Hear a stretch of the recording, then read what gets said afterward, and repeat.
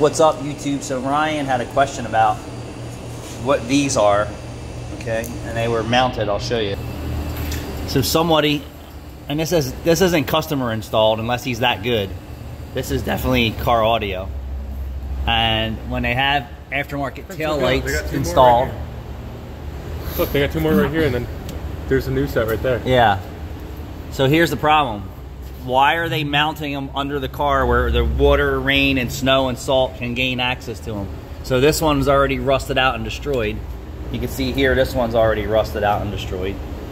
What they could have did is put this in a balloon. So RC cars back in the day, we used to get servos that weren't sealed because they didn't have that technology yet. Yeah. And they would tell you to put your speed controller, your manual speed controller, in a rubber bag to keep the water, moisture, and sand out. They could have done this, but now they just engineered fault. So you can see how this is corroded out. So that's junk. This one here is already junk, but you can't put them in a spot where they're gonna be subjected. Look.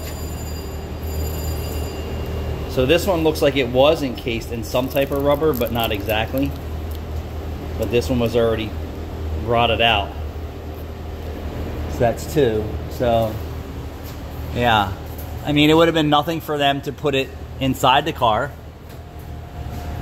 because you're going to have the tail light out anyway if you're changing it, right? So you just put a little hole in the body, put it inside the car, epoxy your hole in. Oh, that's smart. And then it doesn't have to be What are we talking about? exposed to Mother Nature.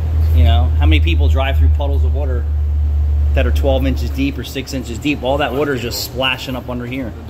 That's the biggest problem with this too, because this system will take out the dashboard and cause a no start, believe it or not. Yep. Holy shit. Yep.